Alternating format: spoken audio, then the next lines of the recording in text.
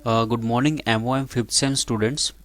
Internet Windows utilities and application unit third में topic है HTTP protocol, है ना। तो हम वो देखने वाले हैं।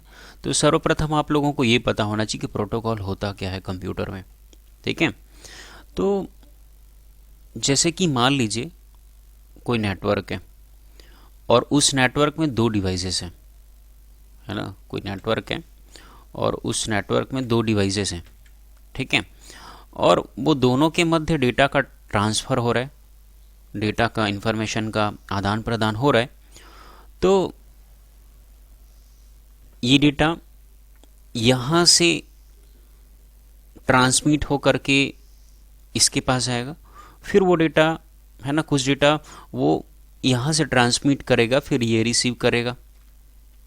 तो ये दोनों, ये पूरा, है ना, डेटा को ट्रांसमिटिंग से लेकर के इसने रिसीव किया, है ना, इसने सेंड किया, ट्रांसमिट किया, ठीक है। फिर ये जो डेटा, मान लो ये कोई डेटा चाह रहा है इनसे, तो ये कुछ डेटा पहले रेडी करेगा, फिर उसे पता है ना, हमें क्या बोलते हैं, डेटा जो होता है कंप्यूटर के अंदर, ये मान लो सेंडर है और ये रिसीवर है, ठीक है। और फिर मान लेते हैं यहाँ जो डेटा होता है वो डिजिटल फॉर्मेट में होता है ना। तो ये अपने रिक्वेस्ट को डिजिटल फॉर्मेट में सेंड करेगा। फिर यहाँ जो ट्रांसमिटिंग मीडिया होगा, मान के चलो अगर मान लो वायरलेस है तो माइक्रोवेव सिग्नल में कन्वर्ट होगा, मतलब एनालॉग सिग्नल में कन्वर्ट होगा। फिर वो एनालॉग सिग्नल जो है अगेन वो जो रिक्वेस्ट है वो डिजिटल फॉर्मेट में चेंज करेगा, तो डेटा जो है अगेन एनालॉग से डिजिटल में चेंज होगा। फिर वो उसके रिक्वेस्ट को समझेगा, रिक्वेस्ट को समझने के बाद में वो डेटा, जो डेटा या इंफॉर्मेशन इसको रिक्वायर्ड होगा, क्लाइंट को या सेंडर को, वो उस डेटा को रेडी करेगा, प्रिपेयर करेगा। फिर वो रेडी तो करेगा कौन से फॉर्मेट में, डिजिटल फॉर्मेट में। फिर वो डेटा का वो ट्रांसमिशन करेगा, है ना। ट्रांसमिट करने से पहले उसका कन्वर्जन होगा डिजिटल से एनालॉग में। फिर वो डेटा यहाँ सेंड होगा। और इतना ही नहीं, इनके मध्य और भी कई कंप्यूटर्स काम में आते हैं, राउटर्स, मॉडेम, हब्स, एंटीनास, वो सारे जो और बीच में जो कम्युनिकेटिंग डिवाइसेस आते हैं वो भी अलग अलग अपना काम करते हैं। तो बोलने का अर्थ ये है, जब हम डेटा को ट्रांसमिट करते हैं एक डिवाइस से दूसरे डिवाइस तक, तो सिंपली मैसेज सेंड हो जाता है, रिसीव हो जाता है, इतना नहीं, उसके बीच में कई प्रक्रियाओं से गुजरना होता है, कई स्टेप्स होते हैं। तो वो सारे स्टेप्स पहले से प्री डिसाइडेड हैं। फॉर एग्जांपल, आपको अगर कोई गवर्नमेंट जॉब पाना है तो हमारे छत्तीसगढ़ में जो स्टेट गवर्नमेंट जॉब यदि आपको पाना है तो आप PSC की तैयारी करते हैं, तो वो वहाँ पहले से रूल्स हैं, रेगुलेशंस हैं कि आपको भाई यदि PSC में कोई गवर्नमेंट जॉब यदि पाना है तो सबसे पहले प्रीलिम्स एग्ज़ाम में बैठना होगा। यदि आप प्रीलिम्स क्वालिफाई करते हैं तो आपको प्रीलिम्स में ऑब्जेक्टिव टाइप के क्वेश्चंस आते हैं, उनको उसमें यदि पास होते हैं तो आपको मेंस में बैठना होगा, जहाँ पर आपको निबंधात्मक प्रश्न दिए जाएंगे, निबंध ऐसे फॉर्मेट में आपको आंसर्स लिखने होंगे। यदि आप मेंस निकाल लेते हैं तब जाकर के आप इंटरव्यू के लिए काबिल बनते हैं, इंटरव्यू में आपको बैठना पड़ेगा। यदि इंटरव्यू निकाल लेते हैं उसके बाद ही आपकी पोस्टिंग होगी। तो ये सारे रूल्स और रेगुलेशंस हैं यदि PSC के थ्रू आपको गवर्नमेंट जॉब पाना है तो उसी भांति प्रोटोकॉल क्या होता है, दो डिवाइसेस जब डेटा को ट्रांसमिट करते हैं, जब कम्युनिकेशन करते हैं, तो वो कम्युनिकेशन को पूर्ण करने के लिए जितने स्टेजेस हैं, जितने स्टेप्स हैं, जितने रूल्स हैं, जितने रेगुलेशंस हैं, वो सारे रूल्स और रेगुलेशंस को ही प्रोटोकॉल कहा जाता है। तो डेफिनेशन देखते हैं, it is a set of rules and regulation that determines how the data will be transferred from one device to another within a network और इन अनदर नेटवर्क। बोलने का अर्थ ये है कि मान लेते हैं कोई डिवाइस जो है ना, दो डायग्राम है यहाँ पर मेरे पास। यहाँ पर एक सिंपल वो सारे डिवाइसेस हैं जो एक ही नेटवर्क के अंदर में हैं, और यहाँ पर जो डिवाइसेस हैं वो अलग अलग नेटवर्क में है। ये हमारा सिंपल कोई लैन है, ये हो सकता है वाइड एरिया नेटवर्क है। तो देखिए यहाँ मान के चलते हैं, यहाँ कम्युनिकेशन हो रहा है ये डिवाइस और ये डिवाइस के बीच। तो हम बोलेंगे कि दोनों जो कम्युनिकेटिंग डिवाइस हैं वो अलग अलग नेटवर्क में हैं, और यहाँ पर मान लेते हैं कम्युनिकेशन हो रहा है ये डिवाइस और ये डिवाइस के बीच, तो हम बोलेंगे ये डिवाइसेस जो हैं एक ही नेटवर्क में हैं। तो जब कोई दो डिवाइसेस एक ही नेटवर्क में हो और वो कम्युनिकेशन करना चाहते हैं, या तो फिर दो डिवाइसेस अलग अलग नेटवर्क में हैं और दोनों के दोनों कम्युनिकेशन करना चाहते हैं, तो कम्युनिकेशन करने के लिए वो डेटा का आदान प्रदान करेंगे, ट्रांसमिशन करेंगे। तो जब कोई दो डिवाइसेस कम्युनिकेशन के ध्येय से डेटा को ट्रांसमिट करना चाहते हैं, चाहे वो दो डिवाइस एक ही नेटवर्क में हो, चाहे वो दो डिवाइस अलग अलग नेटवर्क में हो, तो कम्युनिकेशन करने के लिए जो रूल्स और रेगुलेशंस जो पहले से डिफाइंड होते हैं कि डेटा पहले डिजिटल से एनालॉग में चेंज होगा, फिर वहाँ पर उसको फ्रेम में चेंज किया जाता है, फिर पैकेट में चेंज किया जाता है, तो ये अलग अलग रूल्स हैं।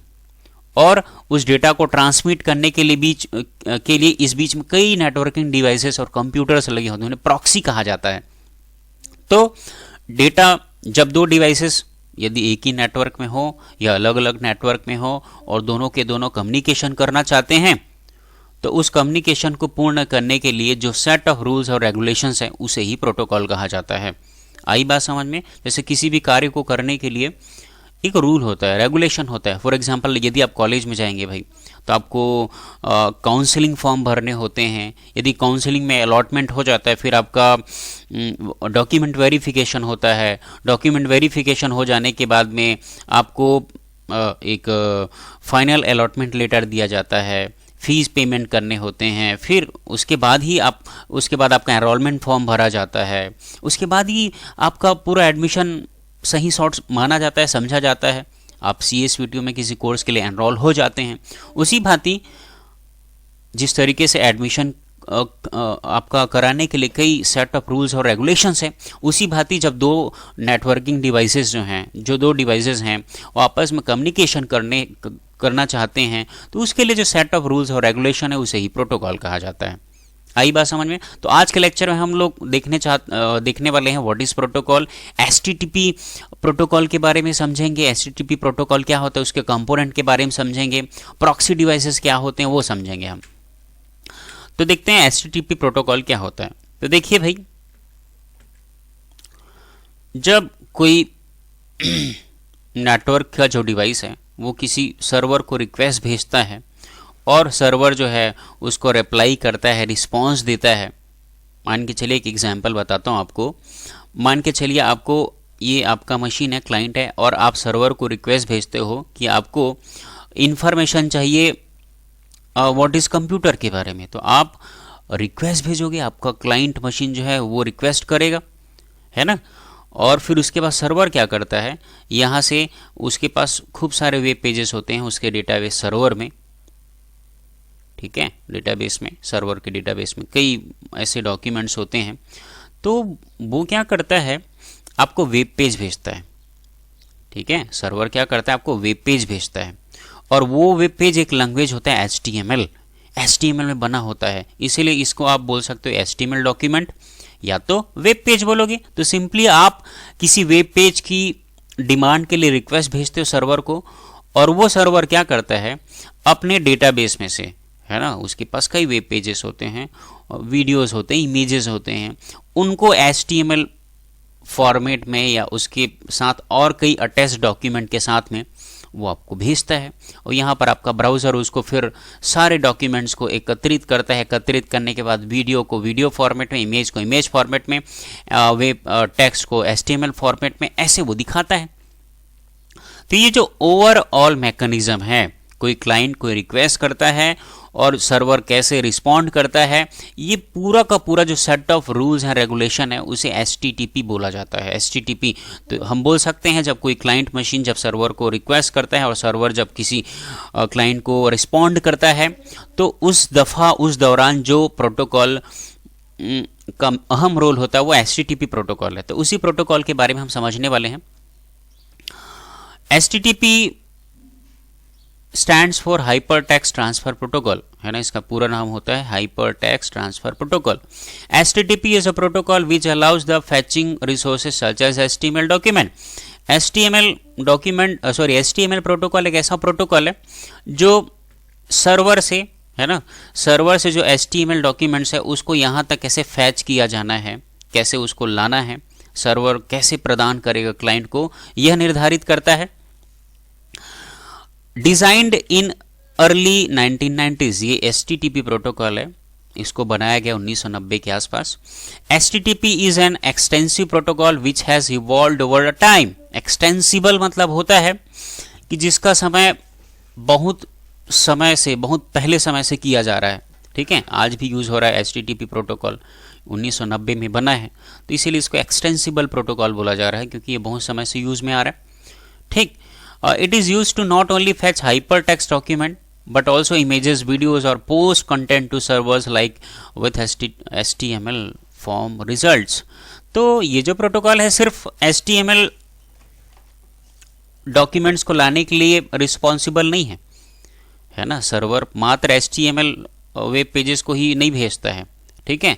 ये प्रोटोकॉल रिस्पॉन्सिबल होता है कई प्रकार के डॉक्यूमेंट्स को क्लाइंट्स तक लाने के लिए। HTML डॉक्यूमेंट्स वो लाता ही लाता है, साथ ही साथ इमेजेस को भी लाने के लिए रिस्पॉन्सिबल है, वीडियोस को भी लाने के लिए रिस्पॉन्सिबल है। तो इस तरीके से ये HTTP प्रोटोकॉल ये सारे काम करता है। HTTP is a protocol which allows the fetching of resources such as HTML document. मैंने बताया ये वही पॉइंट है, HTML डॉक्यूमेंट को फैच करता है सर्वर से क्लाइंट तक, ठीक है। It is the foundation of any data exchange on the web, है ना। HTML जो HTTP प्रोटोकॉल है ये एक मूलभूत या आधारभूत प्रोटोकॉल है जो वेब में डेटा के को एक्सचेंज के लिए रिस्पॉन्सिबल होता है। And it is a client server protocol. ये क्लाइंट और सर्वर के बीच में जो काम होता है उन कार्यों को करने के लिए बनाया गया एक प्रोटोकॉल है। Which means request are initiated by the recipient. Client या रिसीवर, हम क्लाइंट को रिसीवर बोलेंगे, क्यों? क्योंकि वो रिक्वेस्ट करता है, सर्वर कुछ डेटा भेजता है और उस डेटा को रिसीव कौन करता है? क्लाइंट। तो इस तरीके से जो रिक्वेस्ट होता है वो रिसिपिएंट के द्वारा इनिशियलाइज किया जाता है, शुरुआत किया जाता है। यूजुअली द वेब ब्राउजर, और क्लाइंट जो है वेब ब्राउजर का प्रयोग करते हुए रिक्वेस्ट को स्टार्ट करता है, प्रारंभ करता है। A complete document is reconstructed from the different sub documents phased. For instance text, layout, description, images, videos, script and more. बोलने का अर्थ ये है सर्वर जो है यहां से इमेज भेजता है, वीडियो भेजता है, टेक्स्ट फाइल भेजता है, HTML फाइल बोलता है, वो सारी चीज़ों का रिकंस्ट्रक्शन, वो सारी चीज़ों को यहाँ पर ब्राउज़र में दिखाने योग्य बनाया जाता है। उसके बाद यहाँ पर उसको रेंडर किया जाता है, मतलब यहाँ से फैच किया जाता है। फैच मतलब लाया जाता है वीडियो को, टेक्स्ट को, इमेजेस को, और उसके बाद यहाँ उनका रिकंस्ट्रक्शन होता है, उनको उस फॉर्मेट में बनाया जाता है ताकि वह उसको वेब ब्राउज़र में रेंडर किया जा सके, दिखाया जा सके। तो वही है बोलने का अर्थ यहाँ पर। तो आप देख सकते हैं ये इंटरनेट से जुड़ा हुआ ये कोई क्लाइंट मशीन है ना। यहाँ वेब सर्वर है, ठीक है, ये वीडियो सर्वर है, ये एडवर्टीजमेंट वगैरह को डेटा को रखने वाला कोई सर्वर है। तो ये पूरा डेटा जाता है किसके पास? क्लाइंट के पास, और यहाँ पर उसको रिकंस्ट्रक्ट किया जाता है, उस योग्य बनाया जाता है ताकि एक स्क्रीन में इमेज को, वीडियो को, एडवर्टीजमेंट्स वगैरह को दिखाया जा सके। तो ये HTTP प्रोटोकॉल में ही पॉसिबल है ऐसा। The message sent by the client, usually a web browser, are called request, and the message sent by the server as an answer are called responses। तो जो मशीन जो है मैसेज सेंड करता है, usually उसको client machine बोलते हैं। जो रिक्वेस्ट करता है, या दूसरे शब्दों में कहें जो रिक्वेस्ट भेजता है, उस मशीन को क्लाइंट बोलते हैं। और जो आंसर करता है, जो रिस्पॉन्स करता है, जो डेटा को डिलीवर करता है, उसे सर्वर कहा जाता है, ठीक है, जो रिस्पॉन्स करता है। HTTP प्रोटोकॉल में देखो ये क्लाइंट होता है, ये सर्वर है, ठीक है, और क्लाइंट और सर्वर के बीच में और कई नेटवर्किंग डिवाइसेस होते हैं, उनको प्रॉक्सी बोला जाता है, उनको प्रॉक्सी मशीन या प्रॉक्सी सर्वर कहा जाता है। तो जो क्लाइंट रिक्वेस्ट भेजता है और सर्वर जो है रिस्पॉन्ड करता है, क्लाइंट को डेटा भेजता है, उसके बीच में और भी कई नेटवर्किंग डिवाइसेस होते हैं, रूटर्स होते हैं, मॉडेम्स होते हैं, है ना, कई सॉफ्टवेयर यूज होते हैं, वो सारे हार्डवेयर और सॉफ्टवेयर के कलेक्शन को प्रॉक्सी बोला जाता है। ठीक है, तो इसी चीज को पूरा हम देखने वाले हैं, इनका description. HTTP is a client server protocol. HTTP जो है एक क्लाइंट सर्वर प्रोटोकॉल होता है। Request are send by only one entity, the user agent. ठीक है, रिक्वेस्ट को एक एंटिटी के द्वारा, एक पर्टिकुलर कंपोनेंट के द्वारा, जिसे क्लाइंट बोला जाता है, उससे रिक्वेस्ट को भेजा जाता है। Most of the time the user agent is a web browser, है ना, जिससे रिक्वेस्ट को भेजा जाता है, जिस एंटिटी के द्वारा, जिस एजेंट के द्वारा, उस है ना, वहां पर जो सॉफ्टवेयर यूज होता है वो वेब ब्राउजर होता है। But it can be anything, for example a robot that cross the web two populate and maintain a search engine index. तो देखो, सिर्फ वेब ब्राउजर ही नहीं होता है, ऐसे भी और कई ऐसे हार्डवेयर और सॉफ्टवेयर रोबोट्स टाइप के होते हैं, रोबोट्स भी बनाए जाते हैं जो भी रिक्वेस्ट करते हैं एक पर्टिकुलर टाइम ड्यूरेशन बाद, मान लो 10 आवर्स बाद भाई कोई रिक्वेस्ट भेजना है, तो ऐसे रोबोट्स भी बनाए जाते हैं। ठीक है, तो वो भी रिक्वेस्ट को भेज सकता है, सिर्फ ब्राउजर ही रिस्पॉन्सिबल नहीं, ऐसे कई रोबोट्स भी होते हैं, वो भी रिक्वेस्ट भेज सकता है, बोलने का अर्थ है। Each individual request is send to server, है ना, रिक्वेस्ट को सर्वर को सेंड किया जाता है। विच हैंडल्स इट, जो सर्वर जो है उस रिक्वेस्ट को हैंडल करता है। And provides an answer called the response, और सर्वर जो है क्या करता है, आंसर प्रोवाइड करता है, उस आंसर को क्या बोला जाता है, रिस्पॉन्स बोला जाता है। Between the client and server there are numerous entities collectively called proxies. Client और सर्वर के बीच में और कई अन्य नेटवर्किंग डिवाइसेस होते हैं, और उन न्यूमरस नेटवर्किंग डिवाइसेस के कलेक्शन को प्रॉक्सीज कहा जाता है। Which perform different operations and acts as a gateway or caches for example.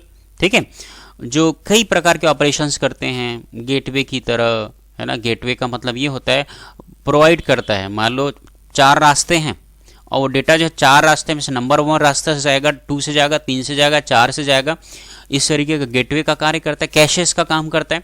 Cash का अर्थ ये होता है, कैशेस का अर्थ ये होता है, जैसे कि मान लो मैं एक मिस्त्री हूँ, ठीक है, मैं वो जो मसाला होता है मसाला को मैं लगाता हूँ, उसमें ईंट रखता हूँ, लेकिन मैं मिस्त्री हूँ तो मेरे नीचे में एक और लेबर खड़ा रहेगा, जो मुझे जो मटेरियल रिक्वायर्ड होगा उस पर्टिकुलर मसाले को भरने के बाद में ईंटा को मैं रख लूँगा, वहाँ पर सेट कर लूँगा। उसके बाद फिर मुझे मसाला की ज़रूरत होगा, मसाला को और ईंटा की ज़रूरत होगी, तो उसको वो पकड़ के खड़े रहते हैं मेरे बगल में, तो वो कैशिंग का काम कर रहे हैं। मतलब मुझे जब फ्यूचर में डिमांड होगा तो मुझे फ्यूचर में प्रोवाइड करेंगे। ऐसे ही कई ऐसे डिवाइसेस होते हैं। मान लो क्लाइंट जो है डेटा 1 को प्राप्त कर लिया है, तो डेटा 2 उसको नेक्स्ट ये क्लाइंट को, है ना, तो डेटा 2 को कोई और डिवाइस पकड़ के स्टोर करके रखे रहेगा, तो वो कैश का। तो वो सारे क्लाइंट और सर्वर के बीच में और जो नेटवर्किंग डिवाइसेस कार्य में आते हैं उन्हें प्रॉक्सी बोला जाता है। ठीक है, in reality there are more computer between a browser and server, है ना। ब्राउजर, क्लाइंट और सर्वर के बीच में और कई कंप्यूटर नेटवर्किंग डिवाइसेस होते हैं, जैसे कि रूटर्स, मॉडेम्स और भी कई प्रकार के। तो इन्हीं को ही प्रॉक्सीज बोला जाता है। और इन प्रॉक्सीज का क्या कार्य है, कैशिंग, है ना, कैशिंग करने का काम अभी बताया मैंने, फिल्टरिंग का काम, है ना, जैसे कि एंटीवायरस है, कई पोटेंशियल वायरसेस होते हैं, उनको ब्लॉक करने वाले कई सॉफ्टवेयर्स होते हैं, फिल्टरिंग का काम करते हैं। लोड बैलेंसिंग का काम करना, ऑथेंटिकेशन का काम करना कि ये सही यूज़र है कि नहीं, ये जो मैसेज है ये जिसको भेजा जा रहा है ये सही यूज़र के पास जाने वाला है कि नहीं, इस प्रकार का ऑथेंटिकेशन करने का काम, लॉगिंग करने का काम, ये पूरा काम होता है प्रॉक्सीज का। ठीक है, तो आज के लेक्चर में हमने समझा HTTP प्रोटोकॉल। तो हमने जाना कि HTTP प्रोटोकॉल ही क्लाइंट और सर्वर के मध्य जो रिक्वेस्ट और रिस्पॉन्स की जो प्रक्रिया होती है, उन सारे कार्यों को संपादित करने का काम, उन सारे कार्यों को कंप्लीट पूर्ण करने का कार्य जिस प्रोटोकॉल के द्वारा किया जाता है, HTTP प्रोटोकॉल के द्वारा। और उसके कंपोनेंट के बारे में हमने समझा, क्लाइंट, सर्वर, ब्राउज़र, प्रॉक्सीज के क्या कार्य होते हैं, सारा कुछ। तो आज के लेक्चर में इतना ही। Thank you very much. Notes बनाइए और अच्छे से समझिए और पढ़िए।